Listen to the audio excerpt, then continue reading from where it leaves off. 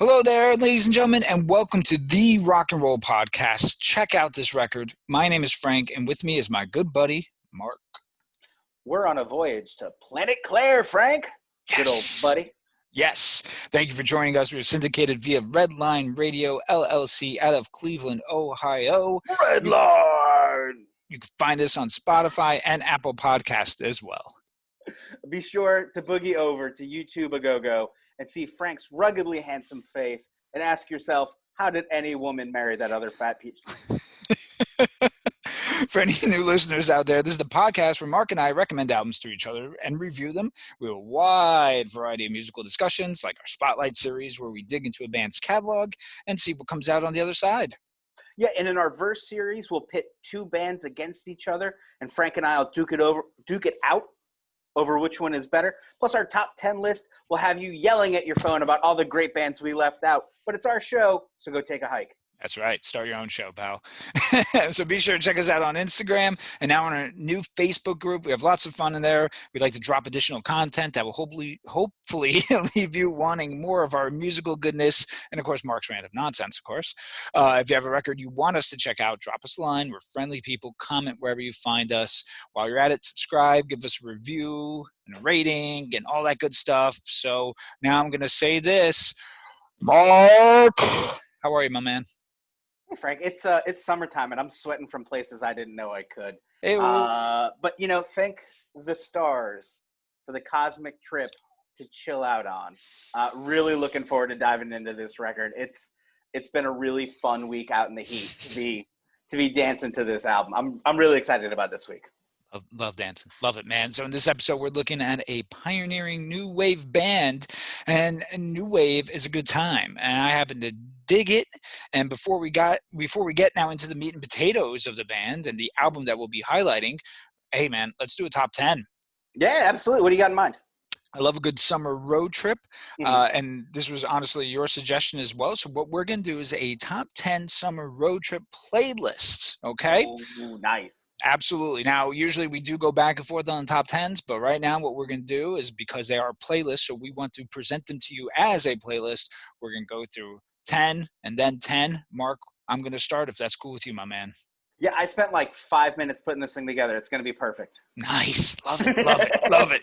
So here's my top 10 summer road trip playlist. I tried to balance this between not choosing all punk songs or 80s tunes, and also what we would play as a family on our summer road trips.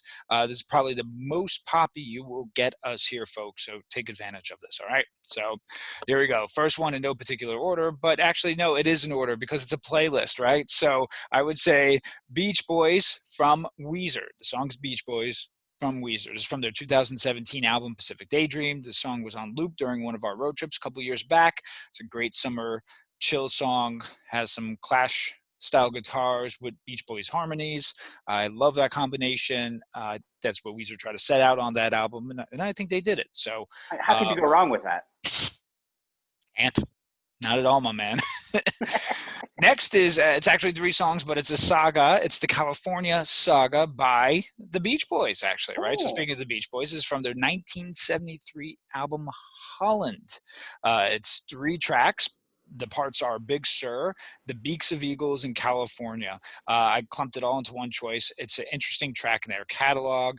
It's got spoken word stuff going on, a lot of sounds. It's very, during the height of their experimental times, which really kind of past Pet Sounds, it's basically experimental. But it's really an interesting track, makes me think of summer. So California Saga by the Beach Boys. Way to cheat. But it is your playlist. It is. So do you. Right. So mine's actually more than 10 songs. So next is Summer's Out of Sight by Black Audio. I love all that AFI and Davey Havoc does. This is Davey and Jade. This is their side project. I don't listen to much electronic or synth, but this is like dark new wave, and it's a killer track, killer song, killer hook, talks about summer. I like it a lot. So that's more of a recent tune. The next one is Girlfriend is Better, the live version from the Talking Heads. Such a great band, a great track. The studio version is awesome, but the energy of this song, I just love it. David Byrne in the video came out in his big signature suit, and it's just it's a fun track too. So it's a great track, especially on a road trip. Next one I have is I Sat by the Ocean, Queens of the Stone Age. I'll admit I need more schooling with Queens, but this track is from their 2013 album Like Clockwork. I like it a lot. It's great. And of course, the ocean makes me think of summer. So this was on constant loop for a while, this song, and I really like it. And the acoustic version is really good too. Next, we have Love is a Battlefield, Pat Benatar. I've mentioned this before, my Summer in the Pocono stories. With Pat Benatar, I didn't go on vacation with Pat Benatar in the Poconos. Just it sounds like you went on vacation with Pat Benatar in the Poconos.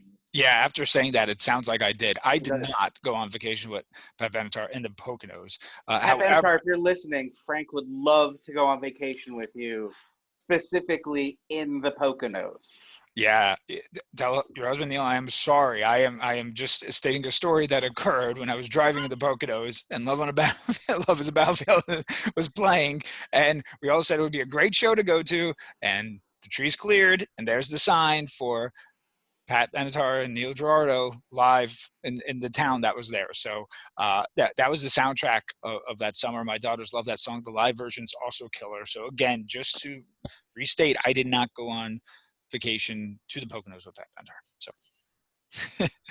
the Killers, Runaway. I love the Killers so much. This track is off their Battleborn album. It's a nice full rock sound with those signature 80s influences. It's a great song to ride to. Windows Down. Again, my girls love it. It's a big request.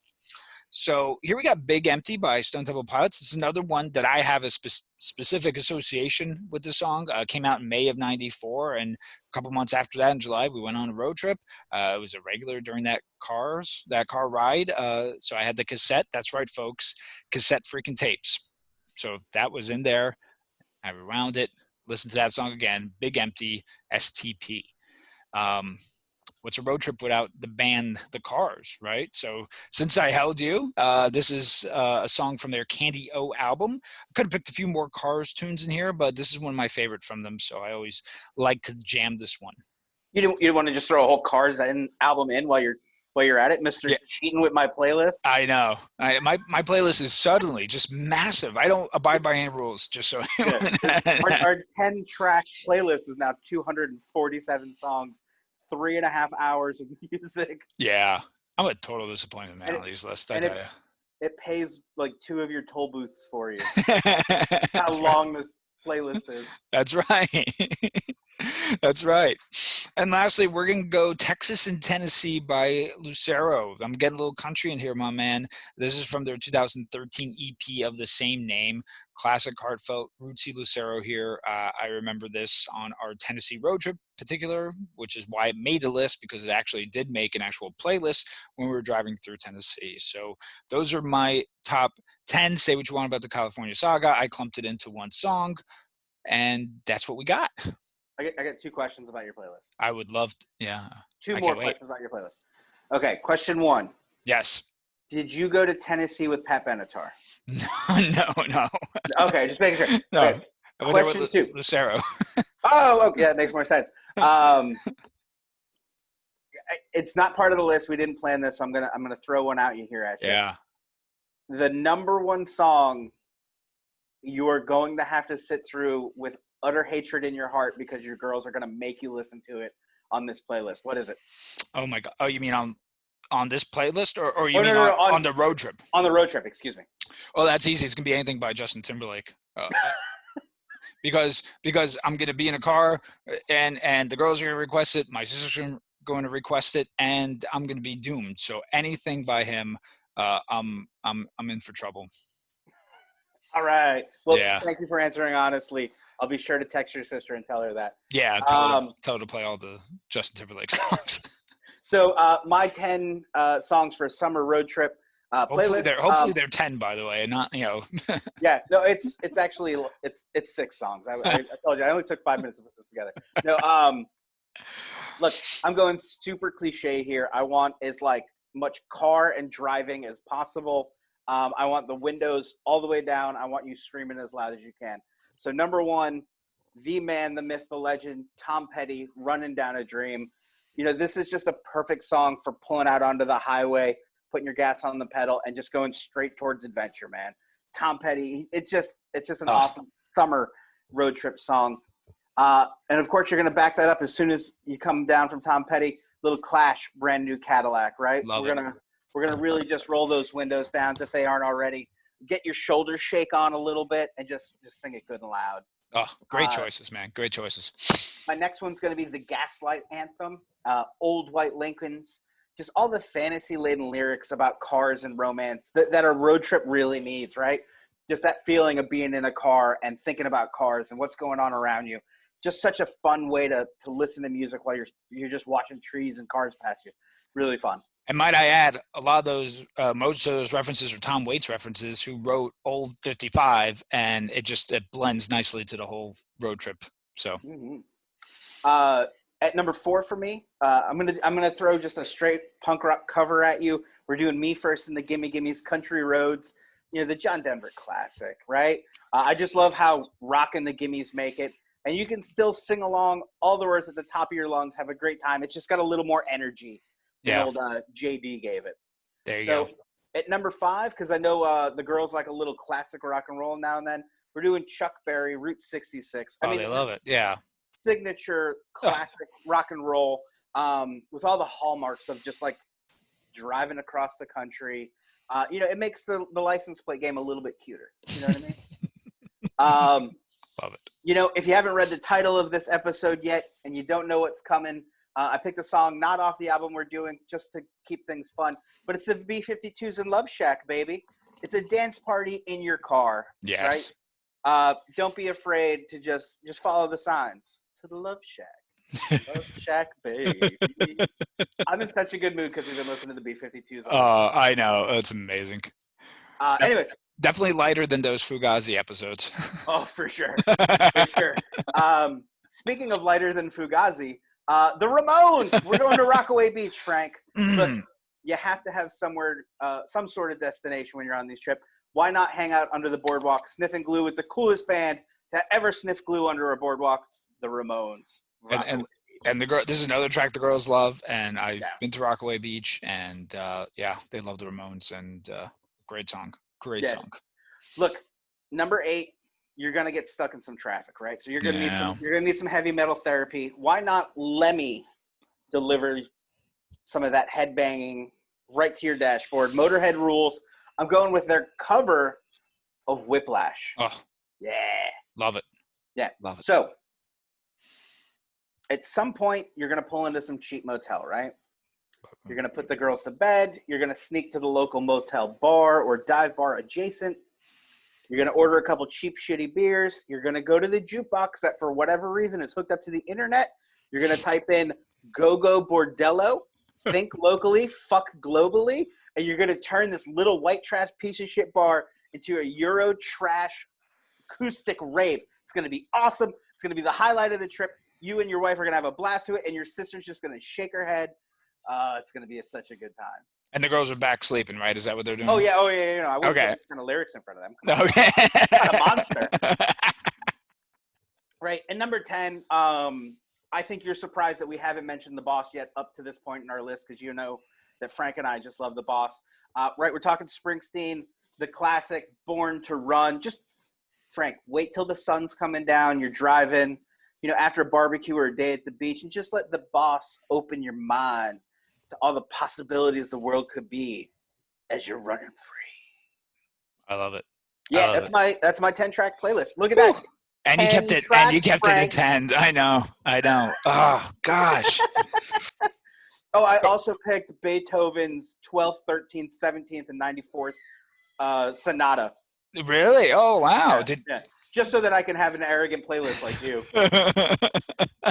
So now I'm going to have to ask you, right, as you asked what basically is my worst nightmare, driving in a road trip. Is yours just U2, or what would be yours? Yeah, any U2 would be terrible for me stuck in a car for a long time. Like if U2 were stuck in a CD player, I'd just walk. Yeah. That would be pretty terrible. Like if just the radio's not working and like you have this random U2 disc, you have to just sit and listen to the whole time. I mean, that's not going to present a good situation for you. No, the trip's over. The trip's over. The trip's over. Yeah, no, definitely. U2 would definitely be like a serious, like, oh, we're not doing this. But also, like, if I got stuck with somebody who wanted like an all hair metal playlist, right? Like any Bon Jovi album, I'm out. Any like Striper, any of that garbage, like not doing it. I'm not sitting in the car that long. Yeah. Imagine if there was just a loop of 3 songs and the 3 songs are Aerosmith's Crazy, Crying, and Amazing. Could you imagine if those 3 had to be in a loop? That's a tough one That would too. be tough. That'd be really tough. When I was but a boy, I really liked that Aerosmith album, Get a Grip. Yeah. I'm pretty sure all 3 of those are on that. If not all 3, at least 2 are. 2 out of the 3, and then like I think one of them's from Pump. Possibly. Yeah, but just those 3 songs, I would go crazy. I would just imagine Alicia Silverstone as a telephone pole and drive right the fuck. Oh, amazing! I should do that. Violence Against Women is wrong. I would imagine it's Steven Tyler, and I would drive right the fuck into. Wait, Violence Against Women is wrong. I don't know, Joe Perry. Yeah, but Violence Against Women is wrong though. So but Violence Against Women is wrong. Not drive your car into a telephone pole and imagine it's a woman. That's fucked up. That is. Thank you, sir. Thank you for clarifying that. By the way. Or Aerosmith. That's fucked up. Yes. Those guys are old and shitty, and I'm not condoning this at all. For no. The record. No. So, Mark, let's talk here. I got a question. What do you call a beehive hairdo shaped to resemble the nose cone of an aircraft? Well, I didn't know that there was more than one look to a beehive hairdo, but it's got to be like a flock of seagulls and an Oingo Boingo. Is it the human leak? Wait. Wait! I got it! It's the B-52's. That's right. So that is what this episode is on. Yes, the B-52's from Athens, Greece. No, Athens, Georgia. Just kidding. Original lineup is Fred Schneider, Kate Pearson, siblings Cindy and Ricky Wilson, and drummer Keith Strickland. Now, of course, listen, guys, Love Shack and girls, Love Shack and Rome are what we most associate them with. And of course, when we think of them, that's how it is. Those are very, very iconic hits. And I always really had like a weird vibe with them. And I know a lot of people out there, really have a more legitimate view about them. So my view changed when I was watching a documentary on the US Festival, or US Festival as it was called, that took place in San Bernardino in 1982. And I saw the B-52's perform, of course, on the documentary, not live, their whole set, and they ended with the song Strobe Light. And I was like, I was like, wait a minute. First of all, these songs are just, again, not what I presumed were what the B-52's catalog was at the time. It's catchy. It was fun. It had energy. The weird guitar and the keyboard sounds represented like the band's sci-fi love. They embodied the 60s pop culture. They had a little punky attitude. And I was like, my perception was completely wrong. That was a while ago. So obviously I learned more about them from there. But that's when kind of that light bulb moment went out off for me on the B-52's. Mark, what about you? Your take on the band and all that good stuff? So I love the B-52's. With that said, for a long time, I didn't tell fucking anyone about it. They were a total guilty pleasure because I thought it wasn't cool to like the B-52's. I'm going to tell you right now, that is wrong. It is 100% cool as fuck to like the B-52's. I concur. But I think like a lot of young men my age, I fell in love with them watching the Love Shack video on MTV. It was fun. It had this sense of adventure. And you know what? They didn't care if it fit in. They didn't care if it didn't sound like what else was going on in the music around them. They just wanted to be themselves. And it was such a cool and such a refreshing thing. I really wish I had embraced them more much earlier than I did. Yeah. And felt more free to talk about it. Okay. How's that? There you go. Absolutely. Yeah.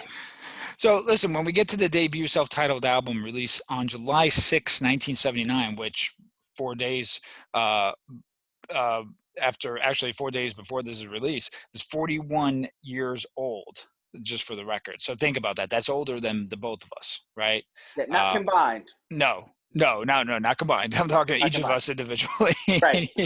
I am the older one here, folks. So just to It's say, like Frank plus the age of one of his kids. yes, there you go. Thank you. Maybe. Thank you. Maybe. No. If you cut her in half. If you cut half of her kid in half. There you go, the young one, right? So this debut album, right off the bat, I mean, it really, it's the cement for the band's fan base. Has these kitschy lyrics, the lighthearted moods, sci-fi atmosphere, hooks galore, and that new wave kind of punk attitude, and it gained them attention right off the bat. So I think let's jump right in. And Mark, you want to talk a little bit about that cover? Yeah, the cover is so weird and cool. And the cover really sells the album, which is just that. It's weird and cool. It's 1979, but we're looking at this classic late 60s pop culture hipster ensemble. You're just looking at the band. I love, this is what we look like. Get whatever you think this is going to be. You're not ready for it. And if you don't know what you're getting yourself into, and you just throw this first record from the B-52's, the self-titled album on, you've got the most fun surprise coming. Yeah, totally. This look encompassed the pop culture that they were trying to emulate. And indeed, I guess they were the hipsters of the time. And just for the record, we've gotten called this, and I'd like to say neither Mark nor I are what you would call a hipster. We are Brian. Yes, we are. My retort is we are truth tellers. So there you go. That's it. Yeah. I mean, you can call me a hipster if you want, but I can't get out of these tight pants. So. Yeah, exactly. Trust me, folks. Neither of us are getting into tight pants. So, Mark, let's. Why don't you kick it off? We got the first track here on the album. Absolutely, Planet Claire. Frank, you remember that opening track to the Blues Brothers? Oh, sure do. She Caught the Katy is the name of that song. Of course. This is it. It's kind of that similar opening groove. I call this rolling music. When you're rolling down the street. Anyways, Planet Claire starts like that, and then we get this awesome kind of sci-fi keyboard kicked in. And it does exactly what it says it's going to do. It takes you to this other planet. One of the things I love about the B-52s is that lyrically, they appear kind of silly and over the top. And in some cases, they are. But the lyrics are almost more of just a format, like an instrument for them to use their voices so that they can play with the sounds the rest of the band is making. And it's just so awesome, the tones and the textures they can add to a really musically proficient band. This band has got chops, and the vocal performance is just elevated so much to that. And, Planet Claire is just a perfect sci-fi example of why this band is so cool. Yeah, you bring up such a good point with that, because everything is intentional, from the voices, from the little keyboard sounds, to the tambourines, to the tuning of the guitar, the style of the drum. It's all of that comes together really to create this unique sound. And them being just characters in themselves is why this band works and why they are unique, right? So Planet Claire, we get the spaceship beats and the surfy sci-fi guitar riff right out of the 60s Batman show with Adam West. And that dance, just so you know, was coined the Batoozy for all you fans out there, right? So with the V and the eyes, and those seeing us on YouTube are turning it off right now, but hey man, it's okay. Tight sounds here, all being played together. And the long intro and the build-up is nice, and then you get that classic Fred Schneider witty vocal delivery, which is really contagious, and I like that. The guitar playing almost here matches the same volume of the vocals, and I also like that. I think that's really, really cool. Everything in the song is nice and clean and audible, and when his voice gets a little rougher, it almost reminds me of like a light-hearted version of the band The Cramps. So totally digging this. And a side note, I do love The Cramps. So we have the next song is 52 Girls. We get Kay Pearson and Cindy Wilson here on the dual vocals, backed by the punky, jangly guitar, which sounds cool. Lyrically, it's fun, and they are literally mentioning several girls' names in this song. We get Kate and Cindy mentioned, and even Jackie O. The energy of the song really encompasses that whole new wave punk energy. Ricky Wilson gives a great performance with his guitar playing. Another tune I thought was really cool. Mark? Yeah, I just love this song. In case you didn't think this was a rock band, here's the smoking gun, okay? Exactly. It's not just a great groove. It's got this fun tambourine shaking in the back. And you nailed it, Frank, that jangly guitar is almost used like a machine gun to cut through everything else. And it pairs perfectly with the vocal performance. Yeah. Plus the title, 52 Girls. You're listening to the B-52's, 52 Girls. Is this a cryptic clue to the meaning of the band's name? Could be. Track 3 is called Dance This Mess Around, right? Yeah, that is correct. I don't know why I asked right. Anyways. I'm Ron Burgundy. And I'm Ron Burgundy. Anyways, I love the opening 60s vibe on this one. The bells set in the background. It sounds like somebody brought their kids' little xylophone in. It's awesome.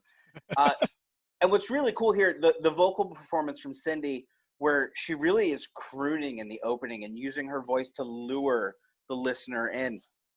And then like a weapon, like a shotgun, she just blasts you away with her screaming. And then Fred joins in, and they have fun naming all these fun little dances.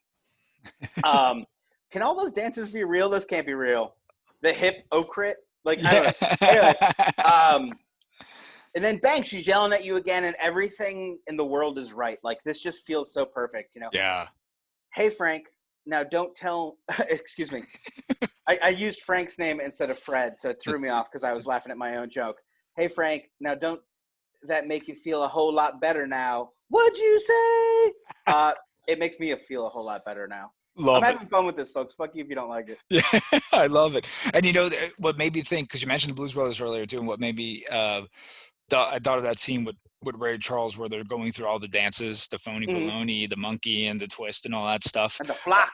Yeah, and the flock. Do the bird. I love that song. But yeah, it made me think of that too when you're listing off all the names of the dances. So cool, good stuff. Yeah, so this track I love it. Cindy here on lead vocals, and the verses again remind me of the Cramps. I love her screaming on the verses. It's so cool. It's a side of the B-52's that I don't think most casual fans knew existed. With the dance in the title, you can without a doubt get down, as the young kids would say to the song. Is that what the young kids are saying, Frank? Maybe. I'll have to ask them. I should. Schneider's vocals are a nice change here in a lyrical perspective of the tune as well. Even though the song's about dancing, I think it's steadily their most aggressive thus far, and I like that. So yeah, I think the way they balance it right with Cindy singing the lead and then Fred popping in. Yeah. Where he needs to. It's this really great play, almost like dueling guitar solos, where the B-52s show off how smart and creative they are. And it's just such a fun way. Like she says his name in the song. So you really get that they are dancing, that they really are doing this kind of like little fun. It's just such a cool fucking song, man. Yeah, and again, it made me just think of the overall creativity. I mean, they're using like these songs as little pieces, as little dialogue pieces, and the different singing and the different singers, and it all plays into their whether it was intentional or not, it was done brilliantly. That's the point I'm trying to make. Here we go, Rock Lobster. All right, Mark. So here it is, Rock Lobster. Our inside jokes for years. We would just say Rock Lobster and just get a kick out of it. It's a good time. 60s guitar riff and vibe all over the place. Guitar tune to see, which bands weren't doing a lot of in the late 70s. So that goes again to show you the innovative nature. I mean, it's the Bertuzzi meets a beach party. So if again on YouTube you can see us doing this Bertuzzi dance. I mean, that's just the song, right? It's a beach party. John Lennon actually was on a musical hiatus to raise his son Sean, and when he heard this song, he mentioned it sounded like Yoko's music. So I'm sure that had an influence on him in some way, shape, or form. It's close to 7 minutes, so it is long, but it's a good time, and it's perfect to play at those nostalgia parties. I would love to know what he was on when he said that, because Yoko wishes for everything that she has ever been, that she could ever sound as cool as the B-52's. Get out of here, Yoko Ono. Anyways, you nailed it. It's 50s surf meets 60s groove, fun sci-fi lyrics. And it just lets the band show off like all the cool things they know how to do. It's just such a fun track. It is. It's this song, you love this song. It's over the top and it's ridiculous, but it's perfect. It is. It couldn't be anything else. The next track, almost halfway through the album, Lava. This song is just so cool too, man. It's just a fun rock tune on the surface about lava and volcanoes, right? And they spin it lyrically into a song about how passionate they are, and they're just comparing their love passion to volcanoes and lavas. Man, it's hot.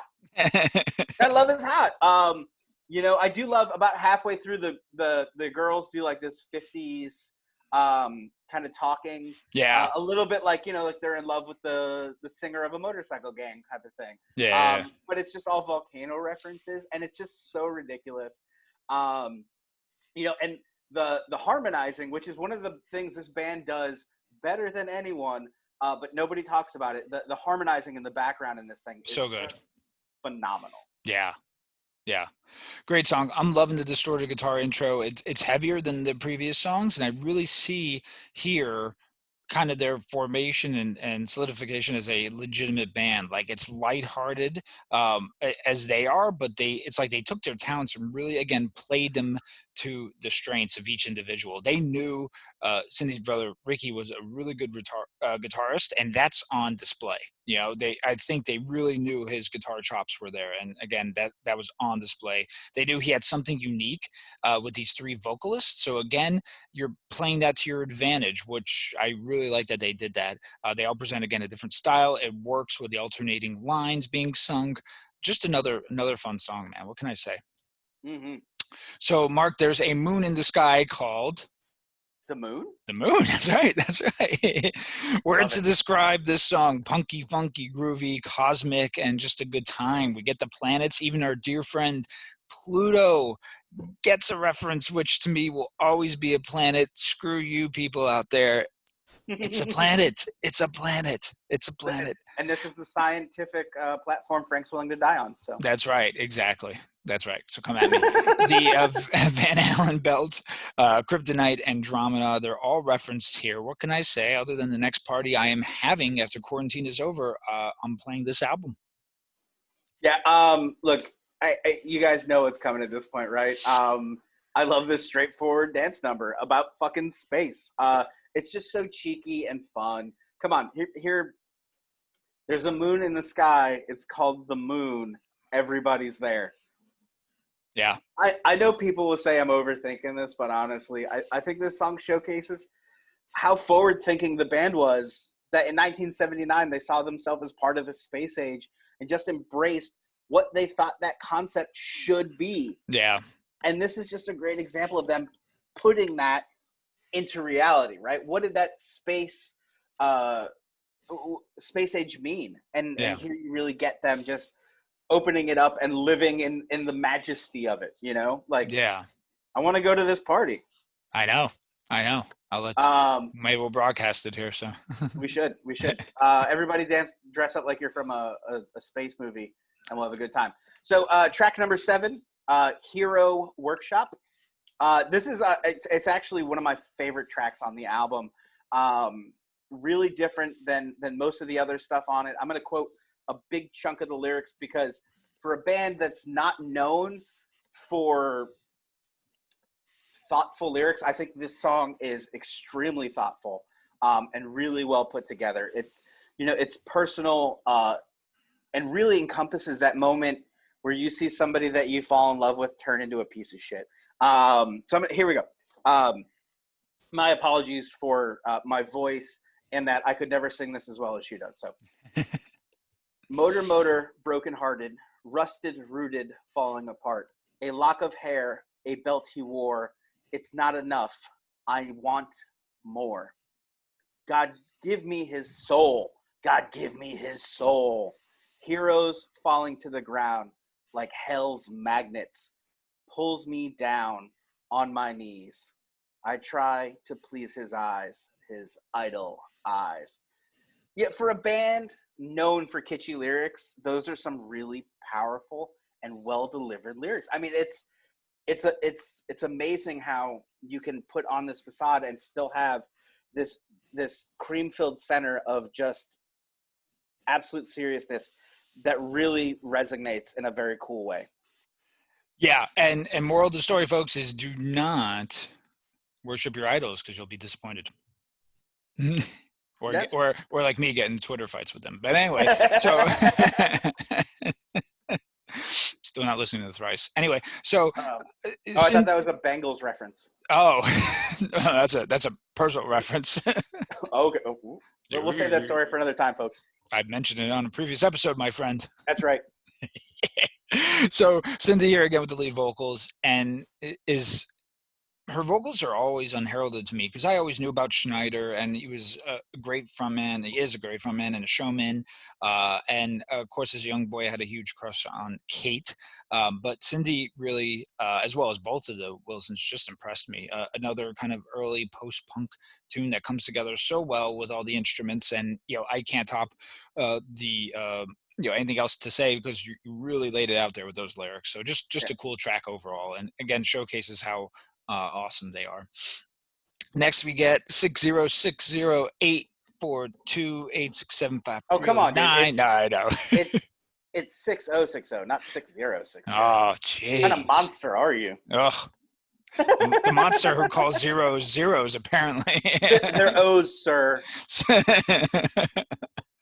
Oh man! So with the song being about a phone number or something you have to dial to, the kids today again won't reference this. Operators referenced. They don't know what it is, but it's a time capsule of sorts. But it's cool. Maybe think of Jenny 8675309 and the Replacements answering machine. So crazy how technology was such a fixture in life and society, and that's what was written about at that time. Again, listen, not much to say, and that's not a bad thing, other than it's again another fun tune that's great to listen to. I don't know what else to say about it, Mark.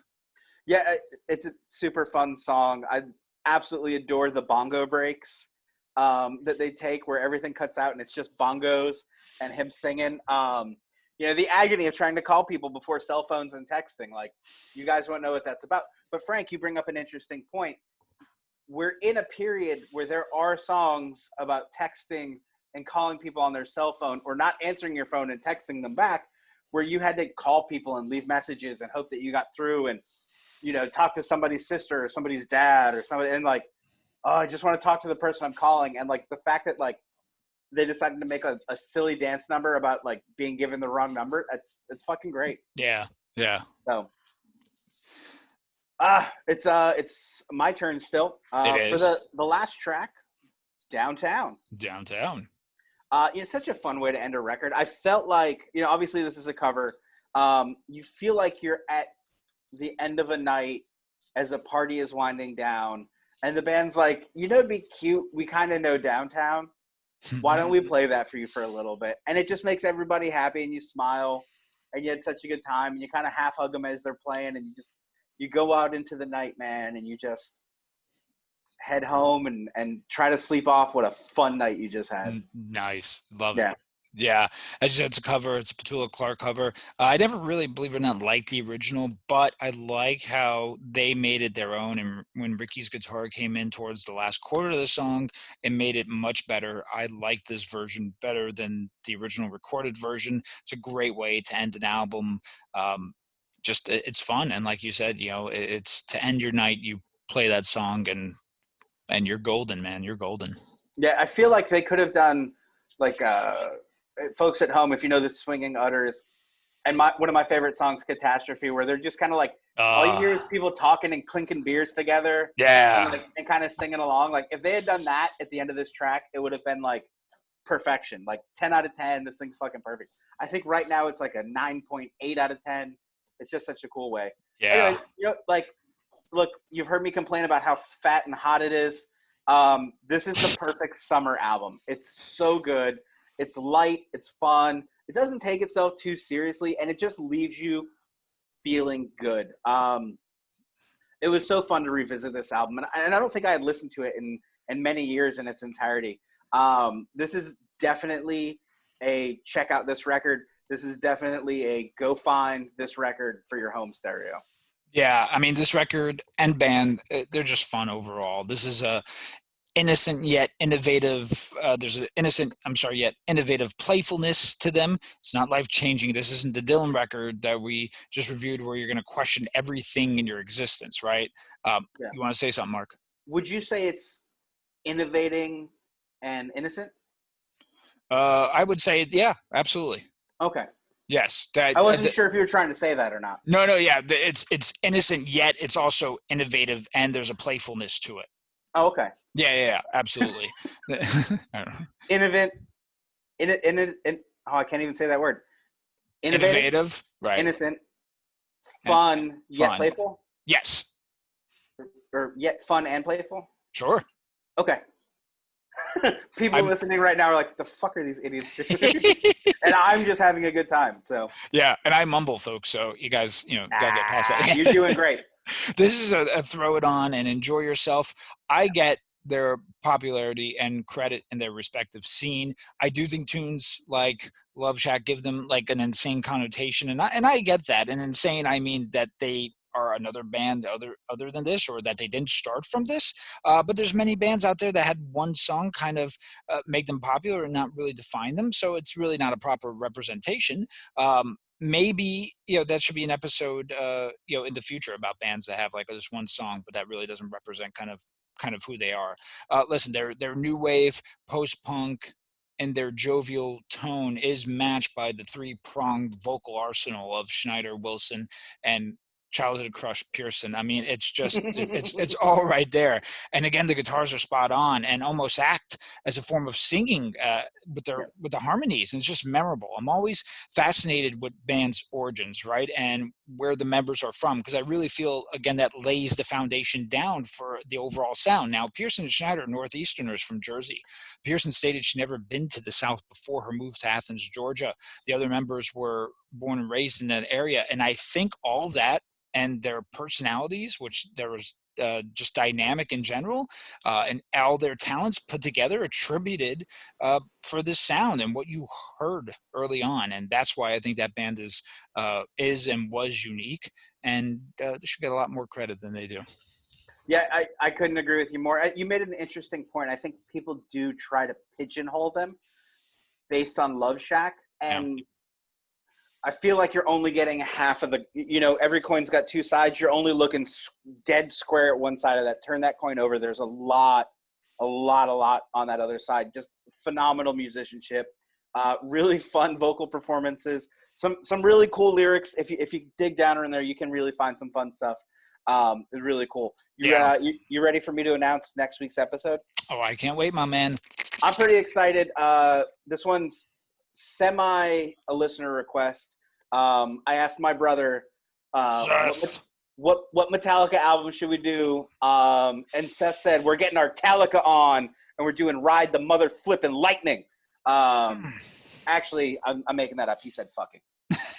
Yeah, Seth said fucking mom.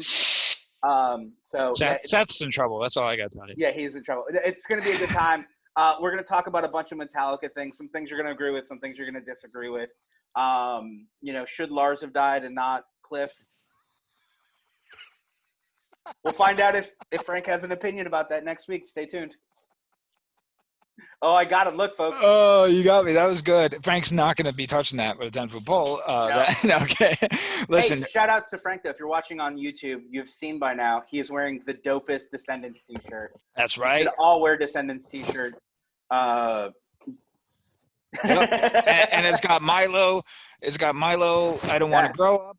And it's really, really cool. And the girls always think it's after that TV series on Disney, Descendants, which is not. So anyway, so yes, we're going to be talking about Metallica. We're going to be looking at Ride the Lightning. And then we also got a cool compiled list of our rankings of the albums. So it's going to be really, really fun. Listen, Metallica was a huge influence on the both of us.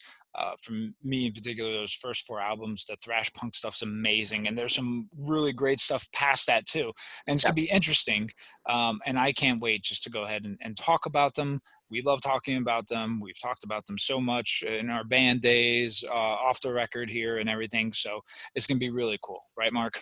Absolutely. Little shout out.